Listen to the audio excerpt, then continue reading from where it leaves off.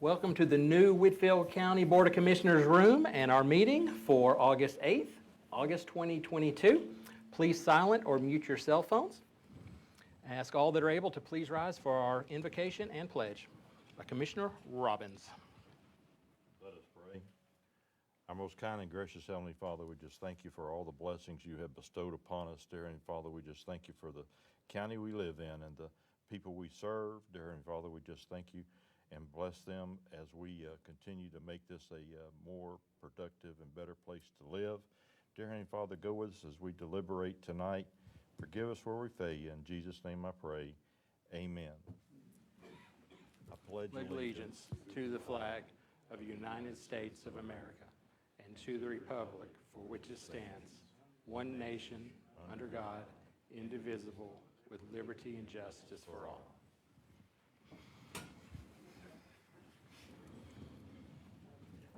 All right, may the record reflect we have 5 commissioners present and our quorum requirements are met. The commissioners and the public were made aware of the agenda approximately 6 days ago. I've only got one additional amendment that I know of, and that is related to Castle Communications related to the cell phone tower at the Carbondale Park. If that is an acceptable amendment, are there any other amendments? Is there a motion to approve the agenda with that additional amendment? Motion to approve. Motion by Commissioner Robbins. Is there a second? Second. Second by Commissioner Staton. Any further discussion? All in favor, raise your hand or say aye. Any opposed, nay. Passes on a 4-0 vote. There are new consent agenda items as usual related to any purchases or approvals we did last month. We will have additional budget amendments that are presented for 2022 later in the agenda. Those are typically we do once a quarter, but these consent agenda items are just from the last meeting approving those. The minutes were also provided about 6 days ago. Did everyone have a chance to review the minutes? Yes. Any corrections or changes from the minutes? Motion they be approved. Motion by Commissioner Robbins to approve the minutes. Is there a second? Second by Commissioner Jones. Any further discussion? All in favor, raise your hand or say aye. Any opposed, nay. Passes on a 4-0 vote. All right, this is the part where we honor one of our employees. Will Jess Hansen and Kent Benson come forward?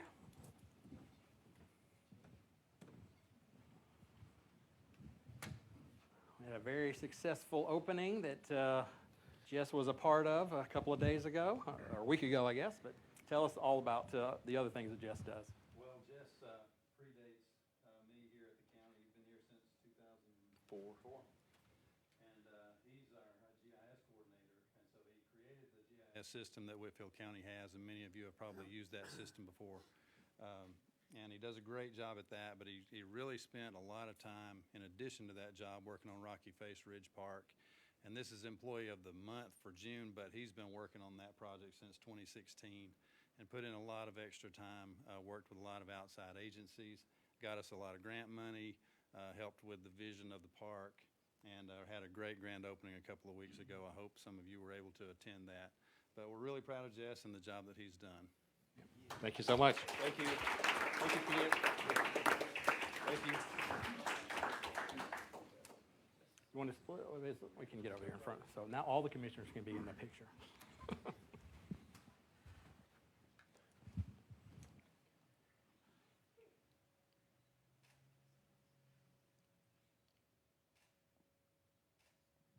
Thank y'all. Appreciate it.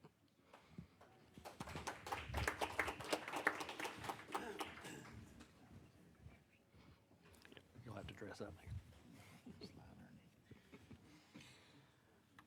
All right, we always cover our objectives for 2022, which was to upgrade this meeting. I welcome your feedback during our public comments or after the meeting on how it goes, how you like our new location, our new room. We do plan to make this permanent, so we really appreciate, I know there's some folks from Rockbridge here that helped us for the last 18, 19 months that we were over there, so I can't thank them enough. For all the help and improvements they made during the meeting, and this is just another chance to improve and have a permanent home. So I really appreciate their help, and I hope you guys like the room and love to have your feedback on how we can make it better. Of course, we want to modernize our government. We're working on that with our courthouse and making it digital. Yes, sir? You said we go ahead and ask questions or wait till We'll have a place for public comments, yeah. But you can, if you want to talk to us one-on-one after the meeting, that's fine too. Okay, yeah, we'll have public comments, yes. We also renew our focus on better paying jobs to develop our community. We want to lower our property taxes and improve our city-county teamwork. And I think we've made a lot of progress on these initiatives just in the last week or so. So we'll talk about that during our meeting today too. As Jess mentioned, we had a successful launch for our Rocky Face Ridge Park, and I hope everyone has a chance to go out there and enjoy it. Of course, it's been open for a while, but we are going to continue to improve the paths and the park with additional security, additional paths, and it'll be an ongoing process. So if you enjoy the park, you come back a year, it's going to be a different park as it matures and continues to grow. And then lastly, we're looking to have an open house. That's August 18th. That's a week from Thursday at 6 p.m.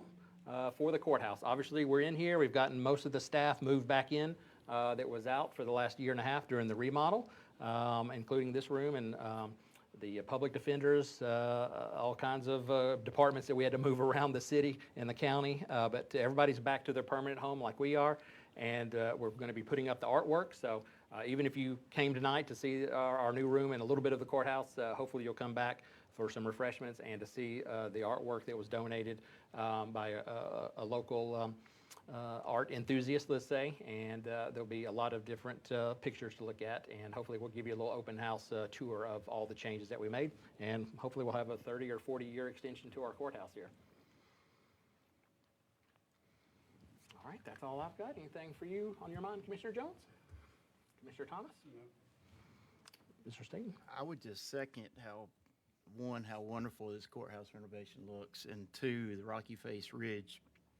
Jess, Mike Babb, Brian, everybody did an amazing job on that. If you haven't been to Rocky Face Ridge, go check it out. It is very nice. Mr. Robbins? Yes, I attended a board meeting that I was not able to report on last time because I was out. But I do have another board meeting coming up this month on the 18th. For the library or which? Library. Yep. Yep. Very good. All right, our county administrator is up here with us. We can get a hold of him a lot easier now. Yes. Got a few topics to Here cover. on the end. Safe exit through the window, I guess. Thank you, Mr. Chairman, members of the board, members of the public who are here or watching on Facebook tonight. The three things I want to cover is one of the things that we've been getting a lot of questions on is the local nonprofit grant applications. As you know, the federal government has designated monies for ARPA, that's the American Relief Plan Act, that arose out of the pandemic. The Board of Commissioners several months ago allocated a little over $1 million to be distributed to local nonprofit agencies. To give you an update on that situation, because I know either people are from nonprofits or they know people who work with nonprofits. The ARPA committee met on July 22nd. They approved application forms, guidelines, and a calendar for the grant process. Just for everyone's information, and this will be posted on our website very soon, the county's website. Eligible organizations would be those with a 501c3 status. They would be currently located or serving residents of Whitfield County.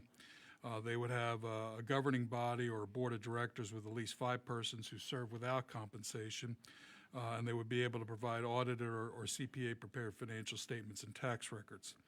The guidelines in the application will be available, as I said earlier, on the county's website, which is Whitfield County GA, all one word, whitfieldcountyga.com, and that will be on there on or about August 19th. The application period is September 1st to the 30th, so there's no reason why people can't begin to prepare their applications before September 1st, but there's a 30-day application period. The ARPA committee will begin to review those applications, and we'll do so in October and November, and part of that may be requesting follow-up information from applicants. The Board of Commissioners, the 5 gentlemen up here, will review and approve any recommendations from the ARPA committee at the December board meeting. The committee will be meeting again in September, and those are public meetings, and at that time the committee will approve the scoring rubric to consider applications as to what status that they have. The second thing is the 2022 State of Freight Forum. As you know, the I-75 corridor here is one of the busiest freight corridors in the country. All you need to do is drive down to Atlanta or up to Chattanooga, and you can see that for yourself. This forum will take place on Tuesday, August 23rd in Rossville, Georgia. It's facilitated by Thrive Regional Partnership. Thrive is based out of Chattanooga, but it includes 16 counties, including Whitfield County, and those 16 counties are located in southeast Tennessee, northwest Georgia, and northeast Alabama. Presently, attendees who will be at that forum will be myself, County Engineer Kent Benson, MPO Coordinator Jake Bearden, and Public Information Officer Val Molina. Commissioners are invited to attend. If you wish to attend, either contact myself or Jake for that forum to deal with freight issues. The topics, two broad topics will be covered. Electrical vehicle infrastructure throughout the region. Now, I know that for the most part you see the charging stations for Teslas and other electric vehicles, but they will be discussing electrical infrastructure that can support large freight vehicles that will be running on electric power.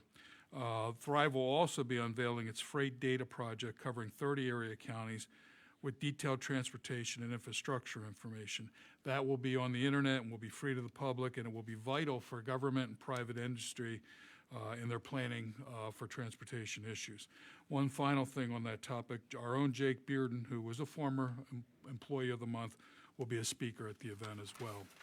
So that's a feather in Jake's cap and a feather for Whitfield County government, because they just don't choose people to speak at these events willy-nilly.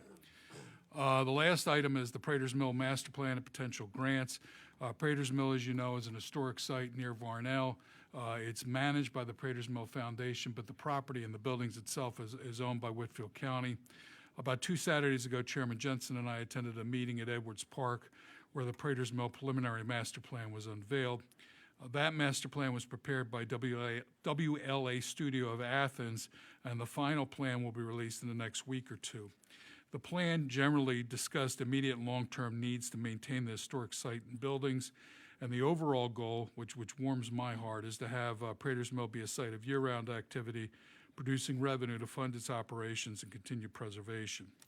Now, the grants that we are pursuing is the one big one is Connected Community Grants through the federal government. That will be through, and that's on the agenda for later on in this meeting.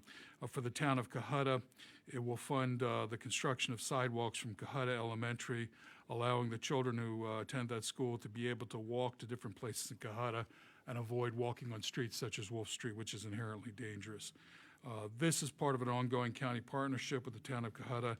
Previously, the county has sent letters of support for Cohutta's efforts to create a town railroad viewing park there in Cohutta, and we've also offered technical advice and expertise to seek funding for the renovation of the historic African American church there as well. In addition, the county grant team is constantly looking for new projects and opportunities to improve Whitfield County. This is part of our culture of fiscal responsibility. I know that some people complain and they say, well, you're getting money from the federal government and that's still taxpayer dollars, which is true, but any monies that we can get from the federal or the state government enables us to offer relief to county taxpayers. That's all I have unless there are questions. Any questions for County Administrator? Thanks for the report. Yeah, appreciate it. All right, Mr. Garvin, our finance report.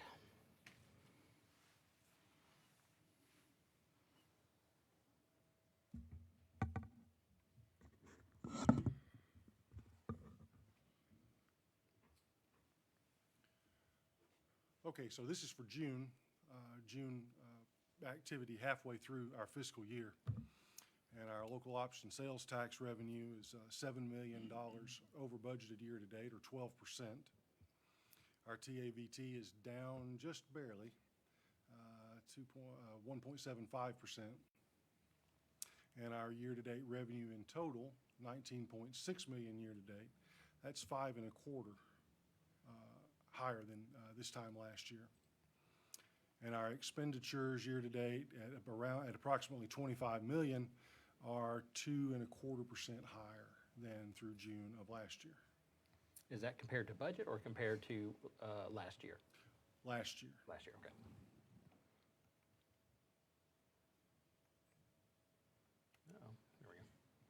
there something in that figure that stands out to you that would be an anomaly, or, With the expenses?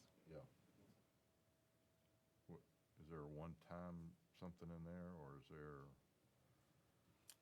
I think what you're seeing there are payroll and related expenditure increases and inflationary cost increases.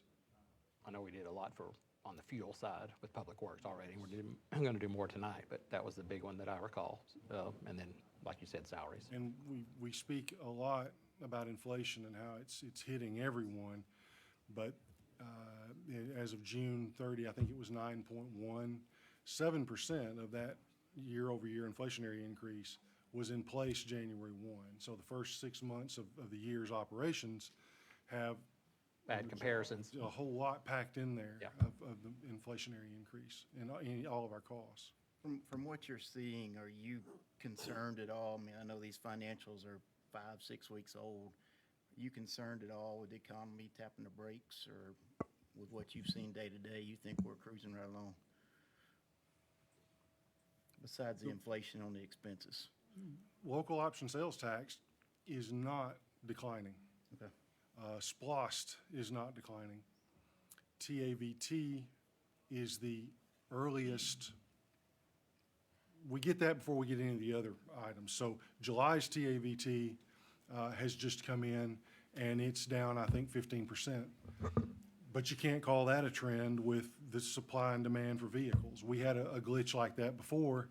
Bounce right And back. wondered if it was coming in the next month, it had recovered. But that's usually It's always that's volatile. usually the first indicator you see. Yes, Okay. yes. Okay. So this is a graphical illustration. The first column there in blue is our current year actual general fund total revenue at 19.6 million versus projected of 18.6. So that the majority of that over what was projected has been the local option sales tax to date. And then over 21 actual is about 3.3 million. And as we've mentioned for a couple of months now, with the $3 million ARP transfer into general fund, that's the largest increase of the revenue over last year. Otherwise, it's quite in line year over year. Expenditures, actual versus projected, we are over there a little bit. This is year to date, and so as we've talked about, we don't have at this point halfway through the year any department in danger of exceeding the budget that the board approved. But for most of these expenditures, you try to measure it, and so you go 1/12. Some things may occur seasonally or all at once, and we adjust for those. So what this is saying is, through half a year, there may be a few departments that have spent more than budgeting that straight 1/12, and that can be inflationary. It could be with the supply pressures, buying ahead where they could on things, and just there may be some payroll issues in there for a couple of departments with overtime and such and staffing. I guess the biggest one is the public safety, but that could be fuel maybe, or, I mean, or is that, They are, might need a budget amendment for, overtime for We're doing public safety. fuel for them tonight, public safety. that could be some of it, I'm thinking. Yeah, I don't know that. I know they've had a hard time recruiting, so they probably do have higher overtime, but Okay. partially made up by less salaries because Sorry, they have interrupted, openings. No, sir. I was just going to say that overtime for public safety is in one division well above year-to-date budget, for the reasons you were discussing. And in one division, it's fully expended, and they've exceeded budget in that one category.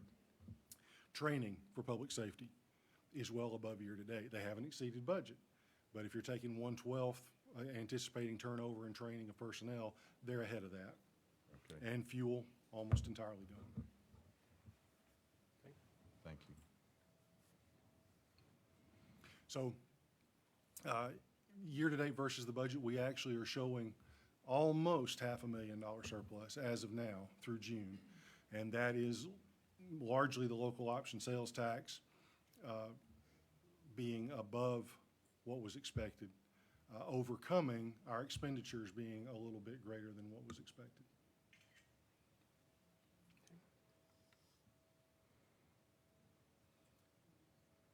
So all things considered, if nothing were to change, we would be projecting almost a $32.5 million unassigned fund balance. And the actual, as we note each month, as of June 30th, is $23 million approximately, and that's $1.5 million working on $2 million less than last month. But that's pretty much a normal drop month over month. And of course, we have to work on property taxes here in the next few weeks. With this, this is assuming the property tax come in exactly as we budgeted a year ago, basically. Not an increase from the digest, not an increase or a decrease, just exactly as the property taxes are. That's where you think we'll end up. That's what is in that number. That assumption. The assumption, Right. yes.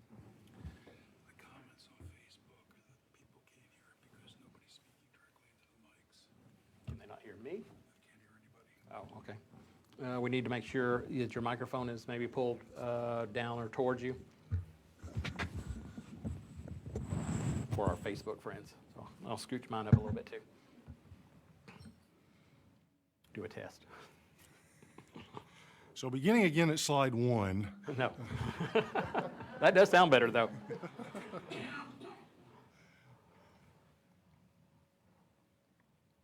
so progress on our SPLOST that was passed by the voters in mid-2020. Cumulative to date receipts are almost 36 million. And then the middle orange column are project expenditures, and that includes the payouts that were made at the beginning to Cohutta, Tunnel Hill, and Varnell, and what we call pay-go expenditures to date for the county's projects against that SPLOST revenue.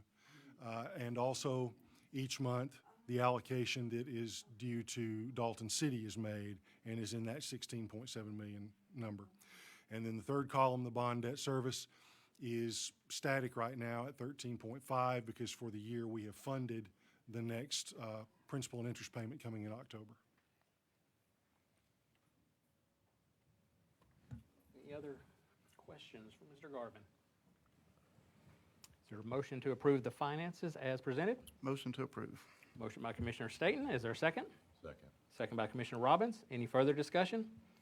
All in favor, raise your hand or say aye. Any opposed, nay. Passes on a 4-0 vote. Thank you. All right, we have public comments. This is our first public comments. And so if you call in advance and ask to be put on the agenda, we're happy to let you go first. And if you have even if you didn't call, if you have other questions about our agenda items, it has to be an agenda item. We're happy to hear those comments or questions about any agenda items. But at the end, you can ask us questions or give us feedback on any topic. It doesn't have to be on the agenda. That'll be later in the meeting. But Ms. Alt, if you want to come forward for yours.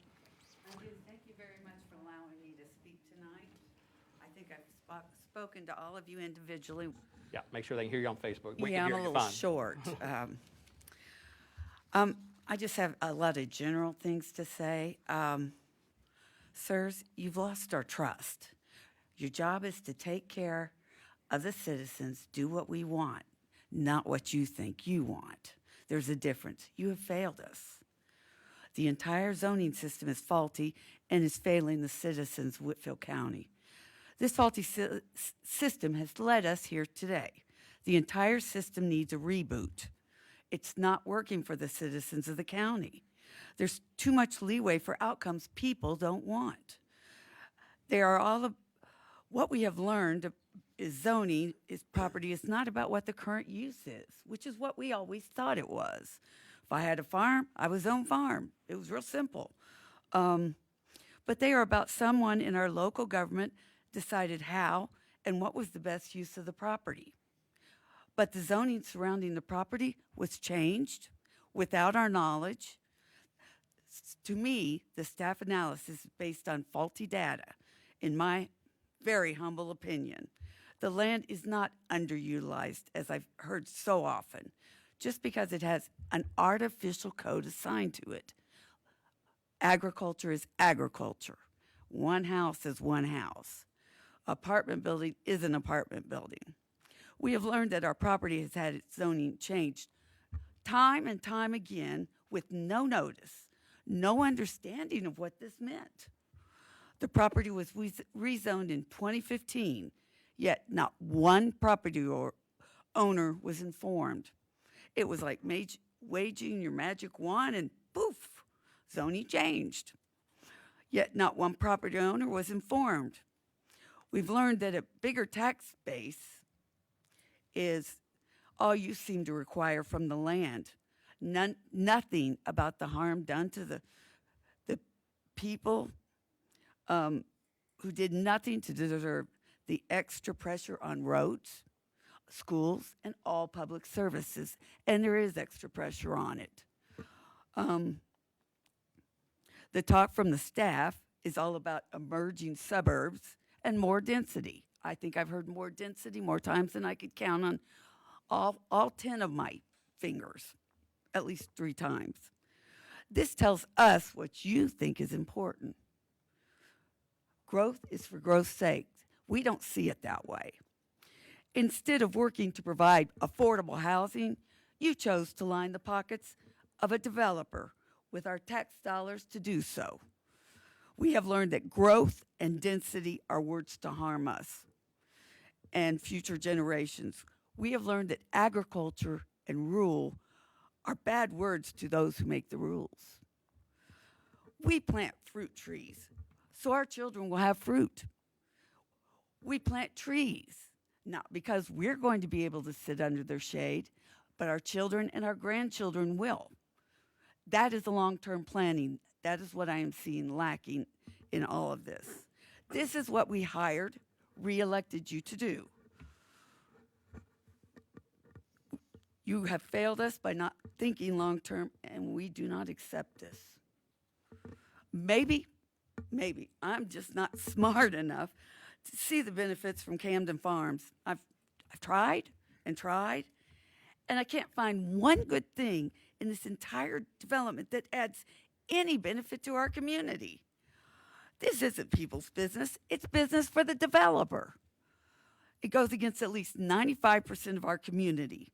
We have been ignored and told to get used to it. There have been some improvements, or will be some improvements in the way the community learns of these things. That's a great first step. It's just a first step. We were told that most developments of this size don't clear all the land at once. They do it in phases. According to several men we met on Friday, 2 of which are here now, but you refuse to codify it in writing. If it's common practice, codify it. Help us out. Just as trash pickup could have been the same way. Just codify that the HOV would have to handle the trash and it wouldn't end up in our transfer station. If it's public, if it's the practice that these developers have, just put it in writing. Doesn't seem like it's all that difficult. I have rewritten the speech about, 100 times. I had questions for Mr. Civic, but I see he has gone. He's back there. You can talk to him after the meeting. Okay, good. Well, I had some questions. Sir, you were quoted in the paper as saying you can increase quantity and quality of services while holding the line or even reducing the burden on taxpayers. Can you expand on that? Well, first, let me go back to my microphone. Sure. I didn't come up because I didn't want to disturb your presentation. Oh, you weren't going to?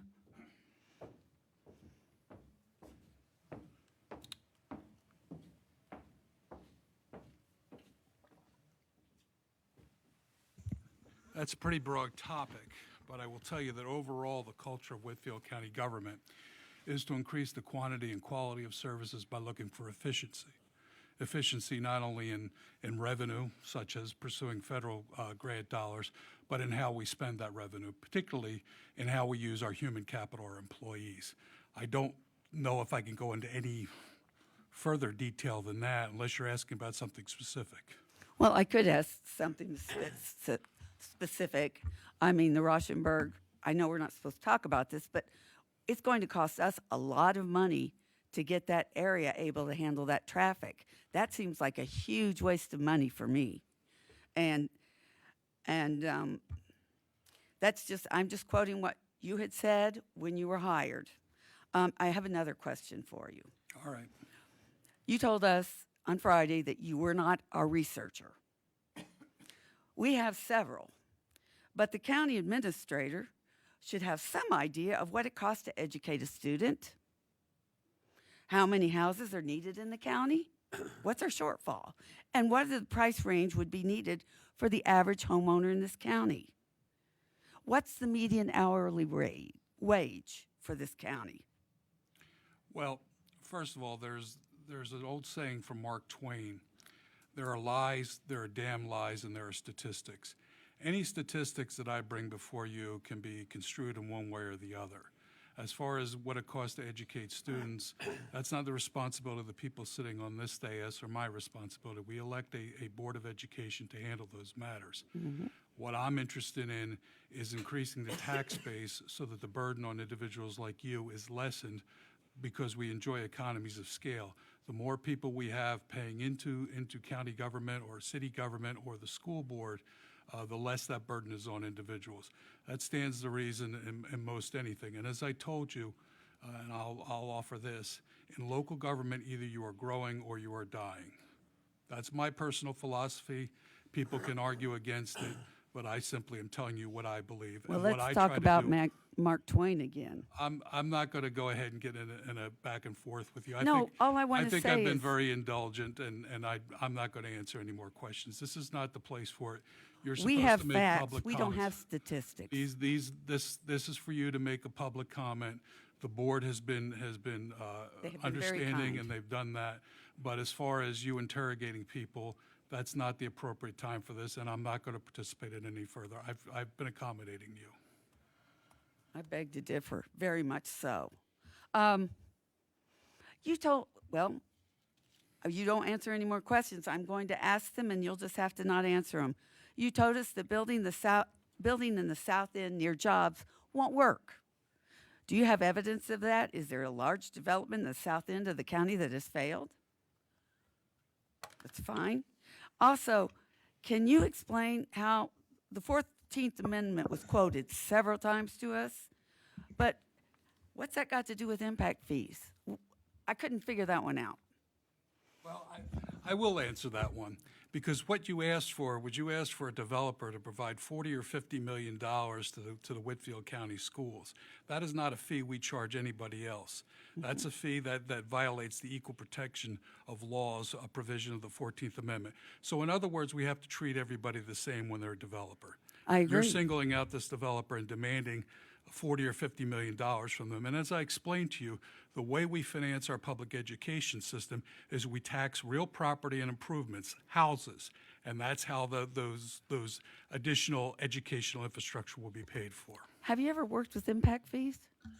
Ma'am, I think I've had enough. All right, thank you. I appreciate We are your running out candor. of time if you want Matt to have some time as well, so I keep do. that in mind. I do. I just want to thank you for allowing me to speak tonight. I hope we can find some common ground. That's all we've been trying to do. And we as a community should be working together, and we are willing. Are you? Matt, did you have a presentation?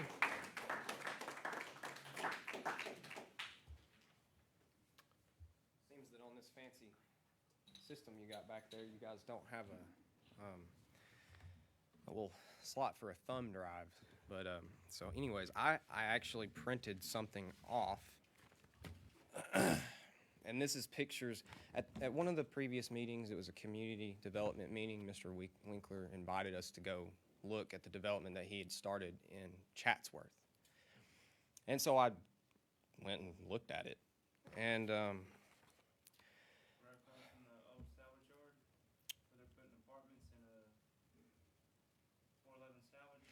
it would be close to kind of the I don't know how to explain it, but there's a lot of development kind of around that area, but not exactly like this. I'm not sure.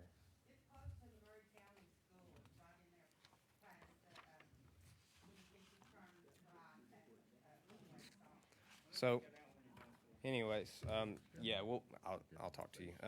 So, I'm going to focus on that because I know that's what we're talking about here. And my issue is mostly with the way that this development is happening. I talked to a few people in Chatsworth, and there were several concerns basically with the way that it was going on, and some of them were more reasonable than others, and some of them I'm not even going to talk about. And I just wanted to talk about some of the main ones that seemed concerning to me. So at the last meeting, he invited us to go look, so we did, and there's a swimming pool that's already been built on the property, and the locals are describing it as a skeeter breeder. So I have some pictures so that you can see it, and it is well, it's green and black, or I don't know, whatever a skeeter breeder color is, and well, that's not the only problem with that. The state of Georgia requires something of pools. So in the picture you can see, and these are not so good. I can send you digital copies and you can really see, but there is no barrier around this pool that meets the minimum standards required by Georgia law. Georgia law requires several things of a pool, one of which is a complete fence that is at least 4 foot tall with no more than 2 inches of ground clearance at the bottom. So when you look at the pool in that development, it's quite a safety concern when you put that with the fact that the broader property doesn't have anything secured either. So I did try to look at that, and if the broader property was secured, I know that's still technically a violation of law, but I would not have brought it up here tonight because at least there would have been an effort to secure the overall site. So, sure, what you got? Because this is Whitfield County. If you go to Murray County and you go to where the old DMV used to be, and you go downstairs, and you go to the back and you turn to the left where we do our development, you go in there and you talk to him, he'll fix it. I guarantee you. Thank you. That's all you gotta do. That is some great information. Yeah, we don't have a control over there, but yeah, I understand. Yeah, what you're saying. and I mean, and a lot of these things, they can be amended. I mean, they can be fixed. But what I'm doing, right? So the water retention pond, it also is kind of there's not a lot of vegetation, and the thing that really irks me is if I was the property owner next to the retention pond, personally, I would be a little aggravated with. I mean, it's right up next to the line, and there's not a whole lot being done in that retention pond to mitigate erosion. And I understand that you can just let it grow naturally, and it will over time. But when you're doing things with red clay, I know we've dealt with it. It takes some time for those things to grow. And so one of the things is that this guy's trying to develop here, and so I'm trying to let these guys understand what we're going to get with that. That's what I'm doing here. Thank you for that. Thank you for that. That's a good point of clarity. So there's also a fence around, but it stops at like what looks like the most hazardous part. And OSHA has something to say about working surfaces. The final rule defines walking working surfaces as any surface on or through which an employee walks, works, or gains access to a work area or workplace. Fall protection, like the proposed rule, defines fall protection as any equipment, device, or system that prevents a worker from falling from an elevation or that mitigates the effect of such a fall. Examples of fall protection systems include guardrail systems, safety net systems, ladder safety systems, personal fall arrest systems, and similar fall protection systems. So while there's lots of room actually for interpretation in OSHA codes, they're just clear that there needs to be some effort made to stop falls from happening to lower elevations. And so in one of these pictures, there is a fence around most of the pond, which is great, but right at the corner where it looks like that would be one of the most hazardous places, there's not. So And there is also the beginning signs of erosion in this pool. Now another thing that I'm gonna nitpick on here is that there's a site at the back of the site. There looks to be a pile of construction trash that's just being dumped at the back. And I know that in Whitfield County, we have codes that dictate how that stuff is removed and what can be left and what can't be. But the concerning thing here is if it was just temporary, I wouldn't have said anything, but it looks like it's permanent. And I first looked at the site on the 26th. I took another look at it today, and the trash is still back there. So it looks like it's going to be permanent. And you can also see in the weeds from the full resolution pictures that there's something in the weeds that looks like trash that's been dumped too. So it's a small thing, but it's something that should be addressed, I believe. Yeah, it is. So also, we're hearing rumors that they haven't sold the first house in this Chatsworth development. That could have changed since I last heard this. But the project's been underway for nearly 2 years. Over a year of this time was spent addressing the water problems with the site they chose. That's right. Their development in Chatsworth is built on land that was previously runoff land. It's anyone's guess how long it will take for the houses being built at their Chatsworth development to show structural issues from the settling of the land beneath. I want to go ahead and take this as an opportunity to point out that if you look at the houses that are in Huntington Place or by Huntington Place, there's apartments over there, and then there are several subdivisions. I've been in 2 of the houses in those subdivisions, and they're really not old enough to have these issues, but I can look around in those houses and I can see issues with the drywall starting to settle. And so where we are building these developments is very important, and they chose a pretty, I would say, a very poor site. And what made this site appealing, I understand, is its proximity to the schools. That makes sense to me. I understand that. But if it's runoff land and we're going to have structural issues with the houses later, is that really an asset to Murray County? Or is that going to be a liability to the future homeowners and the HOA that's probably going to be there? So, Can you wrap it up here? yeah, approval of this project would be a nod of approval to the subpar conditions on full display in Chatsworth, Georgia. We scarcely believe that this board would willingly and knowingly approve a development that would create hazardous working conditions. Should this zoning be approved, we can only assume that those who vote in favor love skeeter breeders like the Winkler and Grant swimming pool. Now, who wants to go for a swim? If you guys want the pictures, I'll be happy to get it to you. And if you want it in email, yeah. I would be happy to. I don't think I have your email, Mr. Jensen, but I can get it. Well, I thought you had, okay, Vicky's got it. Sure. All right, are there any other topics on the agenda items?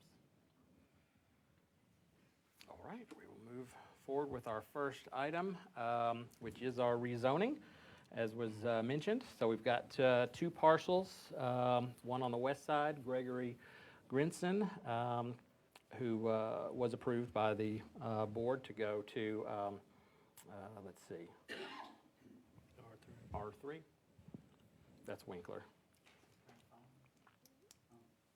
I think he was going to Yep. R2, was it? No, R5. he's asking For Greason, yeah.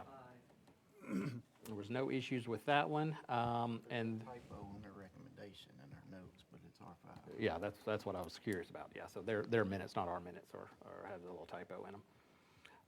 And then Winkler asked for an R3, and there was some discussion about Rauschenberg, and could we rezone from at least from a legal standpoint, the parcel that's north of the road versus the entire parcel, which goes also south of the road. And I think at least one commissioner asked him also about, which we can, and then one commissioner asked about the size of the homes, which by R3 you can go down to 1,000 square feet, but he indicated all the homes would be 1,200 to 1,400. So, and I had asked him, of course, about just rezoning the top portion. Chairman, I recommend that we take them one at a time. Yep. That's the will of the board. Agreed. That is a motion to take them one at a time, sir. Definitely. So is there a motion to approve Greason, where he wants to build an out parcel And I think also have some chickens. That for number one. That's number one, Greason, yeah. Yeah, Second and that. let's- Motion by Commissioner Jones, second by Commissioner Staton. Any further discussion? Yeah, make the, May I point out that the planning commission added conditions to that? No mobile home or duplex be allowed? Right, because he wants to build a barn. He don't want to. Yeah, this was the gentleman trying to build a pole barn. So the motion is to approve it per the zoning board's recommendations well, and make the correction. in and the- options. In the Yeah, that- presentation, They need to correct their minutes. Because it's which, Gene? It's R what? R5, says With or- conditions. with those conditions, correct. Oh. I didn't miss my opportunity to speak, did I? Not, you can talk about anything at the end of the meeting. It doesn't have to be on the agenda. So no, you didn't. So we have a motion and a second. Is there any further discussion on this? Yeah. To approve it, Well, To accept, the conditions and the R5 zoning? yes. All in favor, raise your hand or say aye. Any opposed, nay. Passes on a 4-0 vote. And as I was mentioning, the Grant property, which I believe is actually going to be developed by someone different than the one in Murray County. That's Smith is the developer on Smith Douglas. Smith Douglas. And they do have developments on the other side of the elementary school there, At Valley Point, and also in the south side near Valley Point, right? yes. Yeah, so you can see their actual properties and how they're doing it. I understand that the seller is Grant and Winkler, but the developer is different than Murray County, from what I understand. Well, it's my understanding that Builder is Winkler the developer. and Grant will get the lots ready to be built on As the developer. and then Construction. the DR, whoever, Smith Douglas. will Smith build. Douglas will build the houses. Which they're already building in Whitfield County today. They are. I know some of you are okay with rezoning the whole property. I personally would like to rezone just the north and see how that goes. I don't know if that wasn't his ideal request, but he did state, according to the minutes, he would accept that, and it would not kill the deal or cause any kind of financial impact of significance. Well, ideally, if I had my way, it would stay general agriculture. I don't At the know bottom. who's willing to go along with that. So at least I would, and Mr. Grant, I understood him to say the average size home would be 15 to 16. Yeah. I couldn't find that in the minutes, but So- going by memory on that too. It was definitely more than If- 1,000 or 1,200. Probably the best thing is to send it back to the Planning Commission. And if we're not going to leave it at GA, I would want the Planning Commission to consider a minimum of 1,600 square feet homes, 2-car garages, and a minimum lot size of 3/4 of an acre. And y'all can please let me know what y'all think about that. Well, that's- It's on sewer, so. That's I not would take R3. Objection, I'm sorry. Yeah, that wouldn't be R3 Yeah. at that size. I would And take if- objection with the 3/4 acre and it's on sewer and, you know, the seller has property that he wants to sell. And the developer and the builder have property they want to build on. And And so, we're the buffer. well, I think that what we need to do is make the motion to send it back to planning and zoning with our suggestions Correct. and let planning and zoning take another look at this as to what the outcome might be. You know, I don't want to dictate what the man can sell his property for. That's not what we do here. I'm concerned that there's too much confusion whether he said 1,000 square foot or 1,600. 1,600. So That's a big difference. I couldn't find it in the minutes, so I can't say for sure. without a doubt, let's send this back to the planning commission. I used to live in that neck of the woods and that railroad track when school's in session. I drive by it every day, so I know exactly what the situation is. Sure. It's not the ideal situation. So at least let's send it back.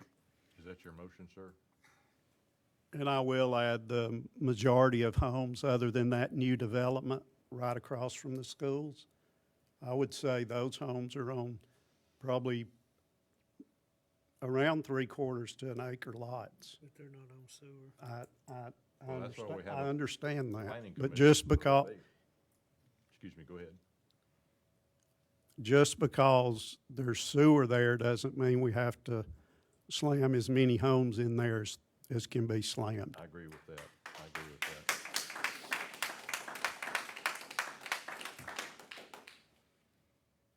You made a motion to send it back to zoning with some additional options or others, I assume, to consider in addition to those. But Gene and Ethan can work on that.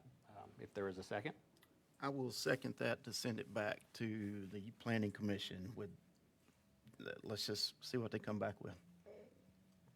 Okay, any further discussion? All in favor, raise your hand or say aye to send it back. Any opposed, nay. That passes on a 4-0 vote. We have an annexation request from the city of Dalton. There was no land use objections noted.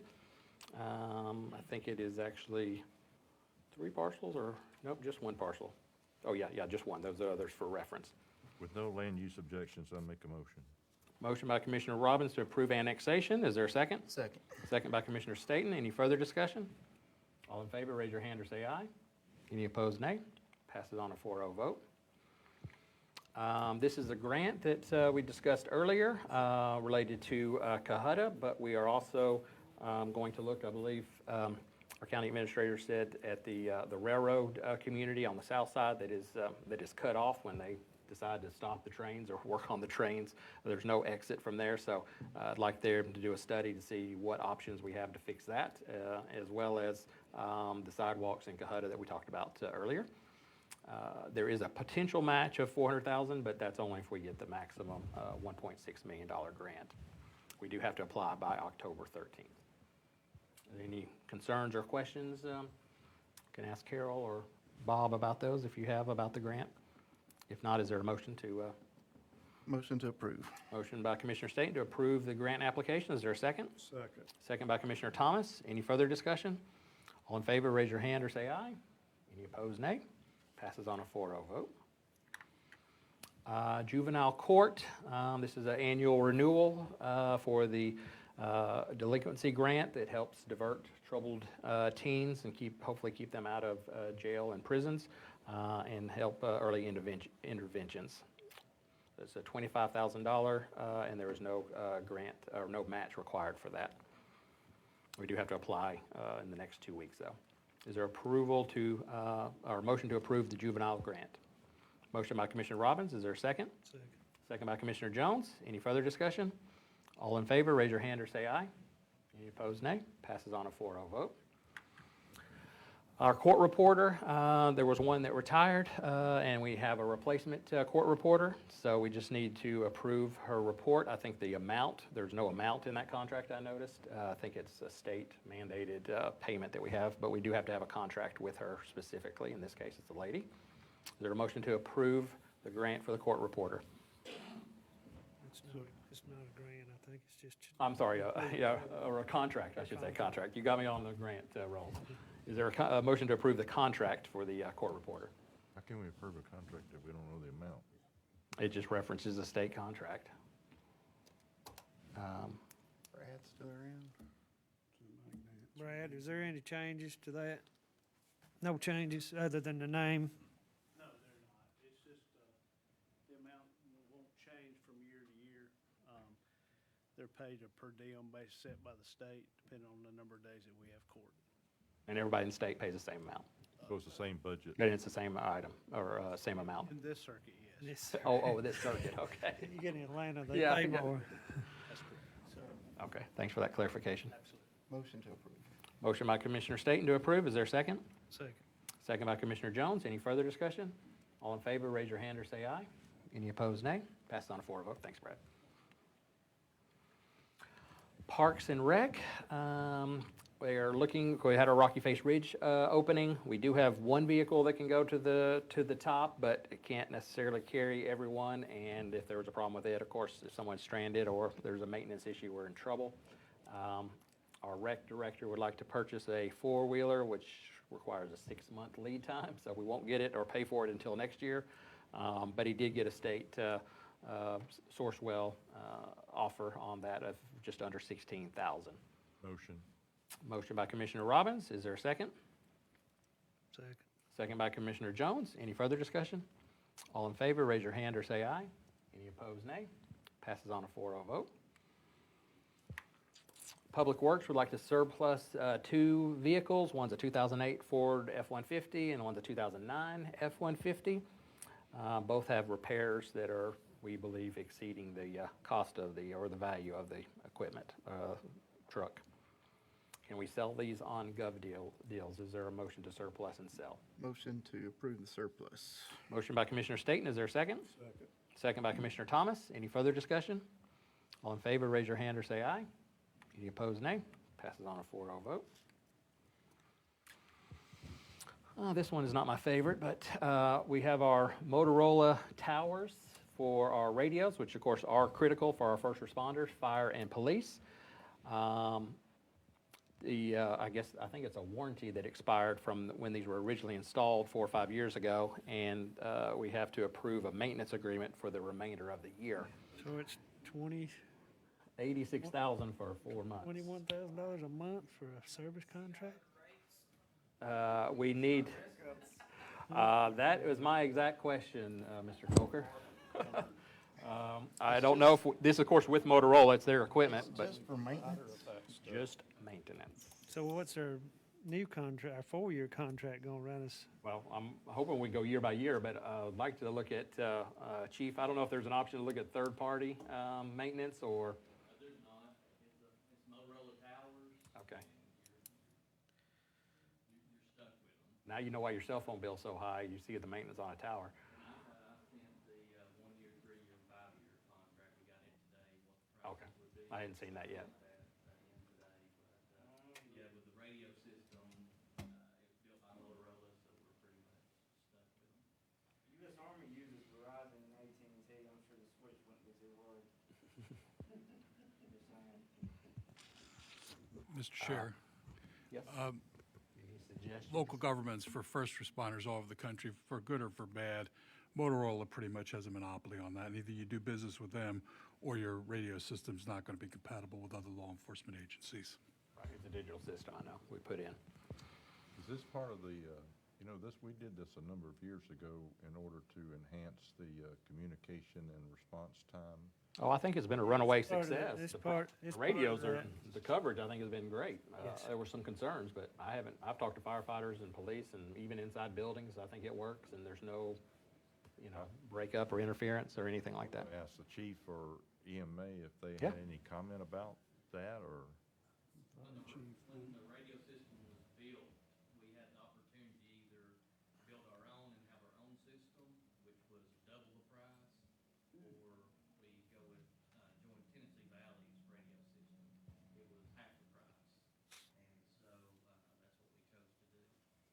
So, And it was a 5-year contract, which ends August 31st. Yeah, that's what I assumed it was a 5-year, so. And all that was in the SPLOST project. I remember before that, though, we had some significant problems, if I'm not mistaken. But you couldn't even get parts for it anymore, so. Well, no, the officers couldn't talk to anybody. Oh, okay. Yeah. And y'all are, Chief, you're satisfied with the system we have? Yes, sir. When I first came here, we did have that old system, and we had areas of the county we couldn't even talk to our person. Right. And you found the same thing, right? And Yes, sir, but now that's fixed. I kinda hate to say it, but like Bob said, once we went into the program with Motorola, we are into it. We don't really have a choice. If we did not have this and something happened to one of the major pieces of equipment, we'd be without communications. Yeah, I wouldn't want anybody It's hurt. it's we're just not- like we're not going- Microsoft. You're over a barrel. Yeah, we're not getting away from Motorola. We're just No. extending it No, till just we can extending get the a warranty. long-term Yes, contract. if I'm not mistaken, I think we are just finishing year number 5, which that's what the initial, when they came in and got us on to Motorola, it was a 5-year warranty included. Now the warranty's up, and it's time to renew. That's correct. We're going to stay with Motorola. This is a Motorola system. If we don't go with this contract, if anything happens to the tower sites, they come out, then it'll be a one-time fee, and that could range, anywhere from $10,000 to $100,000, depending on what it is. And this maintenance is for cybersecurity, it's for antivirus, it's for microwave updates, anything that needs to be done to the system, this is what it covers. Yeah, I understand that, but you said you went ahead and got 1 and 3 and 5-year commitments, so can we not go ahead and roll it into a 5-year commitment if we're stuck with Motorola? Oh, yeah, for sure. I got those today. This 86,000 is just to finish out this year. And then I've got in the 1, 3, and 5 year, and yeah, we can sign a 5-year with them, and but I think there's going to be a little bit more to it. Not necessarily, but I'm wondering if there's a third. Mr. Chairman, Sir, can you Commissioner tell us what Staton, that lengthy contract, that will be incorporated into the budget process. That's one of the things we're going to be looking at in order How to much save is funds. what did the 5-year turn out to be? I mean, I believe it was around 1.6 million. is there somebody else you can talk to? If somebody wants to compete with them with all the equipment and stuff, I'm not who's sure gonna a do third that? party could be Nobody. still Motorola, but support it from a third party as opposed to No. Motorola direct. But that- Well, that's not legal. That's the number you're gonna be dealing with in our budget, right? Possibly. For 5 years. Well, that's though. 5 years if we. It'll be spread out over 5 years. I've worked in other local government jurisdictions, and the story is the same. Either you pay Motorola, or you're simply not going to be able to provide effective first responder services because you won't be able to We communicate know what effectively. that's like Yeah. because 5 years ago we had a Had nothing, problem. yeah. Yeah. Y'all want to go with this temporarily and make sure we do our homework between I now don't and the think end of the we got year? any choice. I don't know of any. That's why I said this is not my favorite agenda item, but I got to bring it up. I don't see any choice. What's that? Nikola Tesla, man, he said it was all about frequency. Oh. He's the one that Benjamin Franklin got the light bulb from, you know what I'm saying? All right, is there a motion to approve this 4-month contract? So moved. Motion by Commissioner Thomas. Is there a second? Second, reluctantly. Second, barely by Commissioner Jones. Any further discussion? All in favor, raise your hand or say aye. I'm not going to ask if you're opposed. We'll take a 4-0 and go home. The fire department has asked for their budget on the fuel and gas, which is not totally surprising since we had to do that with Public Works, be increased. So this would be our official budget amendment by $75,000. So additional $75,000 over your current budget, correct? I think we've been discussing this for a couple of months now, anticipating this, so Yeah. I make a motion that we approve it. Motion by Commissioner Robbins, second by Commissioner Staton. Any further discussion? All in favor, raise your hand or say aye. Any opposed, nay. I think the price of gas was about $2 less than it is now when we did the budget, so. We have a tree trimming easement that they would like to do by Station 11, near our fire station. Georgia Power already, I think, has access to this, but they would be willing to compensate us a very small fee. That will pay for an hour, I think, of Motorola service at $13.79. So it's very reasonable. We're getting that money back one piece at a time. Motion. Motion to approve the contract with Georgia Power by Commissioner Robbins. Is there a second? Second. Second by Commissioner Thomas. Any further discussion? All in favor, raise your hand or say aye. Passes on a 4-0 vote. All right, we had I feel a positive meeting with our municipalities on Friday at lunchtime related to our lost, and we are keeping all the percentages the same. We just so happen to be the first group to go to have a meeting where we can ratify it, but I am told that all of the cities will also follow suit in the next week to 10 days when they have their regular scheduled city council meetings. There was a few small addendum items that you should have a copy in your backup related to the lost, and we're starting our SDS agreement. That's well underway. We're just ratifying a few of those items that will go into the SDS agreement, which we will bring back here in a month to 6 weeks or so to also approve. But right now, we're just talking about the lost and those items. Did everybody get a chance to review those since Friday, and any questions or concerns about those? Is there a motion to approve our 10-year lost percentage?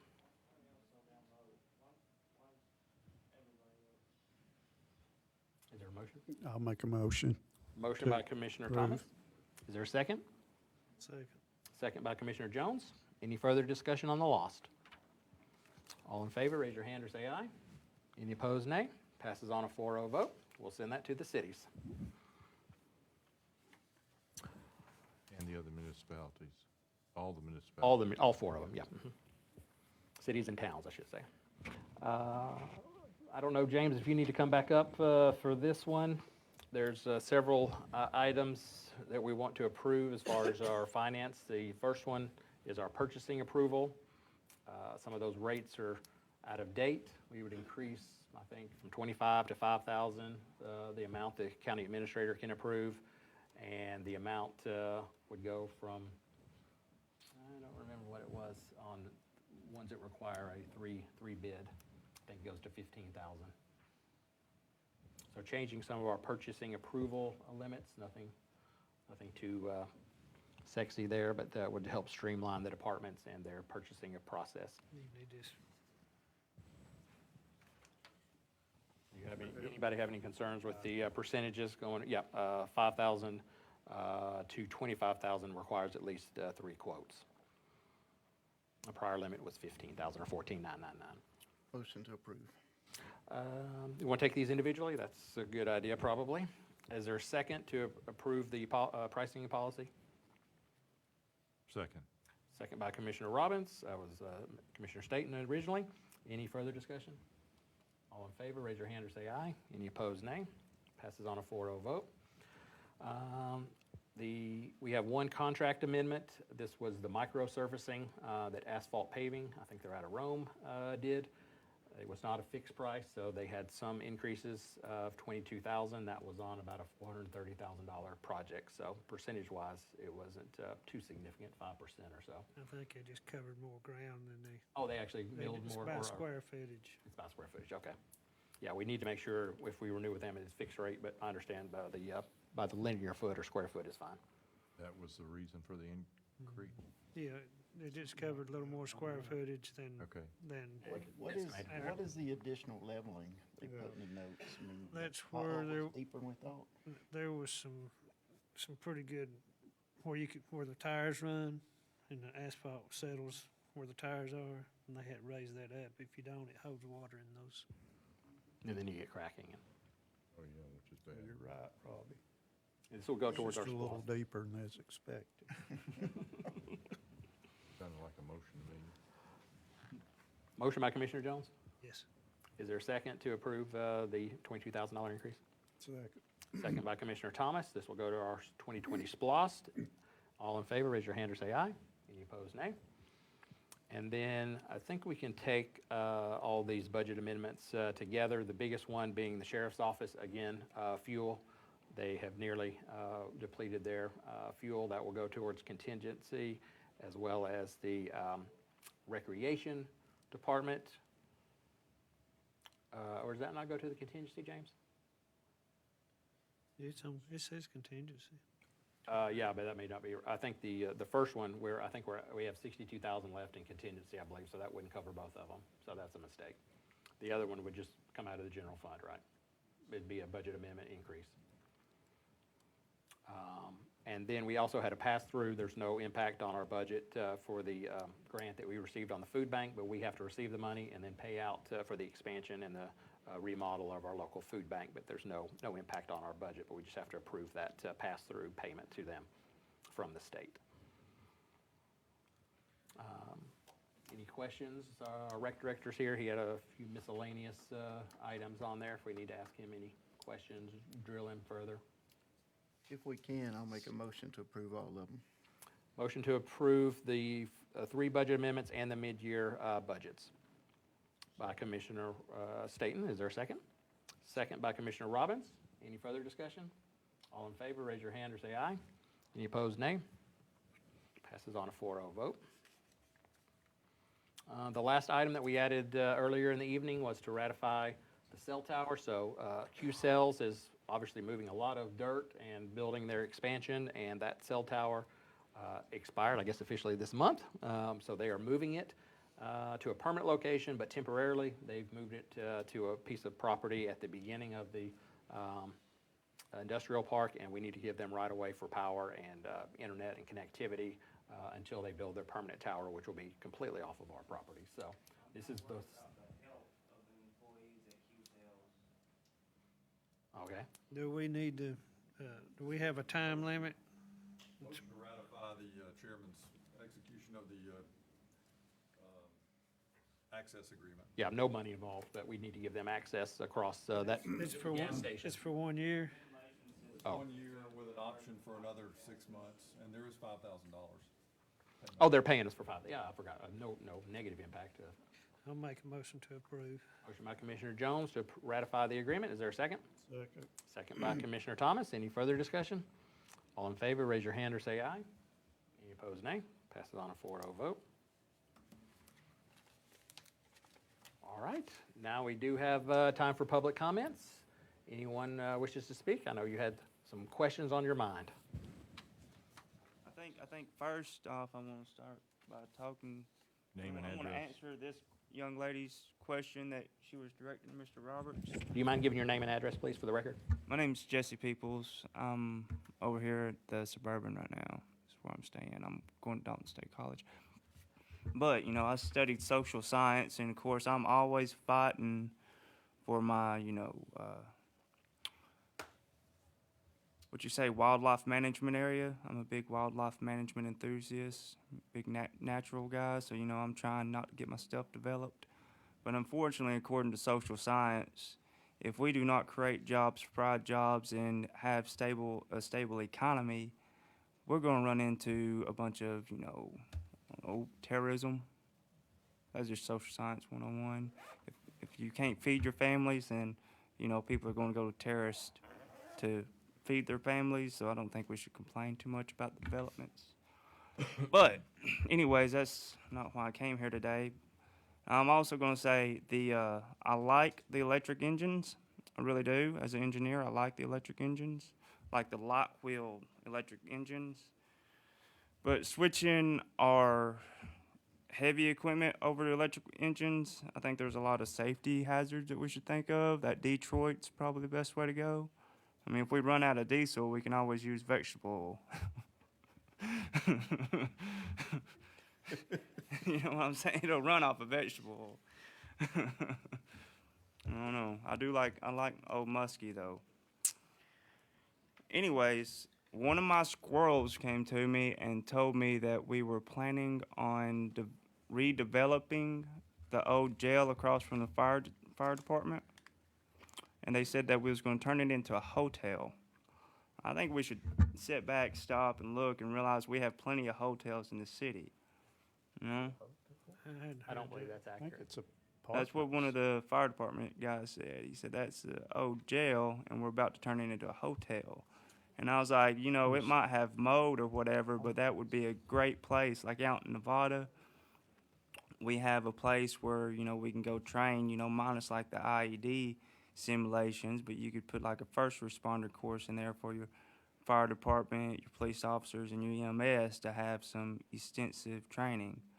Now that would be a good repurpose for the building, or we could use it for like a daycare or something like that. A hotel, that is a terrible location for a hotel. That's all I really had to say. Y'all have a good day. Thank you. Any other public comments?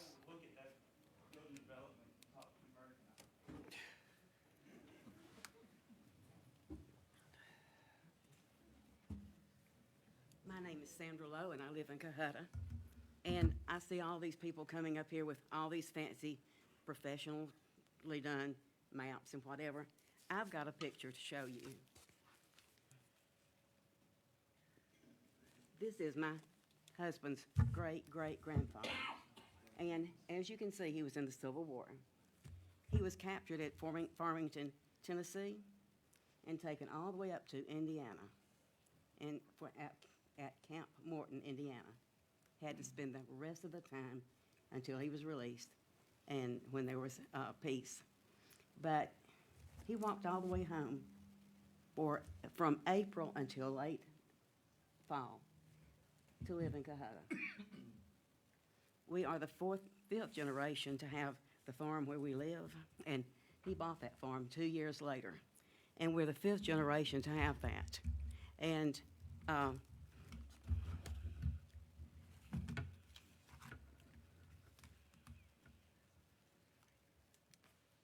wouldn't you know it? Okay.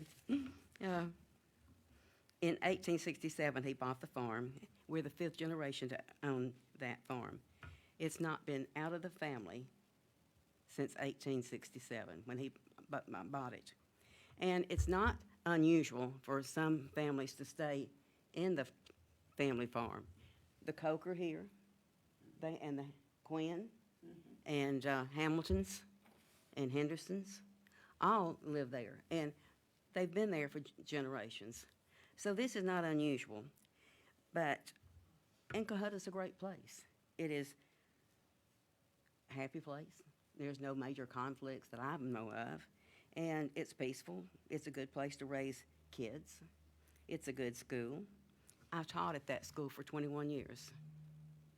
And I met the nicest people all over the community. And then when speakers would come in, I'd meet more people. And I helped raise a lot of children. And I think that they've become contributing members of society, good citizens. And it includes mechanics, it includes teachers, nurses, plumbers, electricians, engineers, business owners, landscapers, all walks of life. And they've turned out good. So, and Cohuta has been making some progress. And the whole main street of Cohuta has been revitalized. It's beautiful. Instead of rotting buildings, it's beautiful. And instead of going somewhere to eat, we can have our restaurant there. And we've got a general store and an ice cream shop. And it's got a nice picnic area and a nice playground. It's a wonderful 4th of July celebration. It's really good. And we have a Veterans Park. It is so nice. And the school has been renovated just this summer. And it's not an old school at that.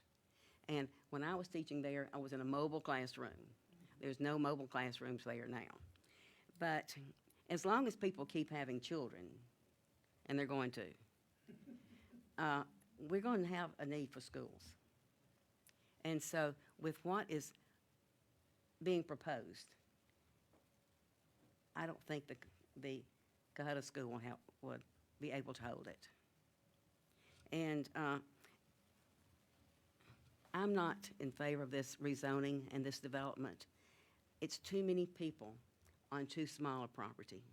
It is 2 small lots, 10 feet between the houses, and you put that many people and that many on that small of land, you will have conflicts. You're going to have problems then. And children have no place to play and no place to ride their bicycle. They won't be able to get a game of football up or soccer ball or anything. It's not going to be a place to be proud of. It's not going to be a place to be proud of. I am not a mean-spirited person. I want people to have homes. I want people to have homes. But these are not the kind of homes that build neighborhoods that you want in your community. And some people did some study somewhere in some time that say we need land or homes in the north end. Well, we may need that, but let's let them be good homes, nice homes, not all crammed together on this little bitty land. Homes that people can buy and be proud of, good neighborhoods, and self-respect, and feel good about their neighborhood and their community. And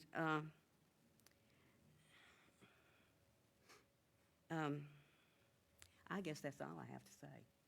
But I hope you will remember great-great-grandpa Lowe that wanted to live in Cohutta so bad that he walked all the way from Indiana just to get here. Thank you. So,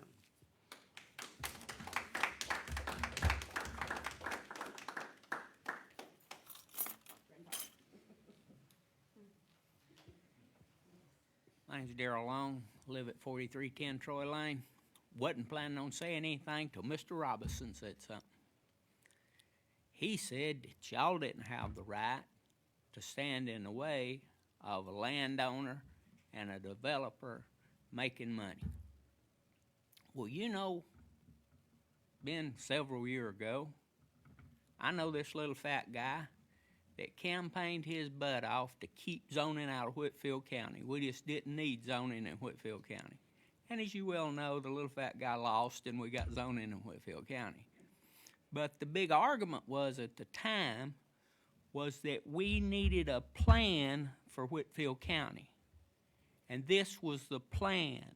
And that Whitfield County was going to develop with this plan, and we was going to be a great county to live in. But that this plan was the plan for Whitfield County to develop under, and that was a lot of time and effort and energy and statistics and all that had went into this plan of zoning for Whitfield County. And our argument is the government don't have the right to come between a property owner selling his land and a developer that wants to develop it. But the people said, no, we need a plan. And now I hear one of our county commissioners say, no, we need to let the landowner sell to whoever he wants to sell and develop whatever they want to develop. So we need to make up our mind, boys. That's exactly what I said.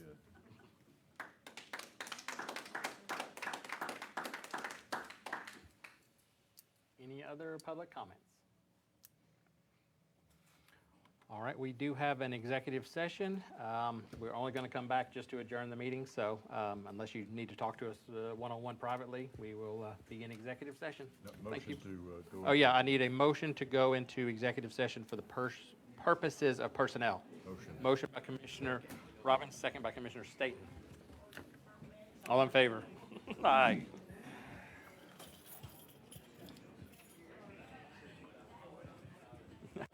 Okay, go ahead.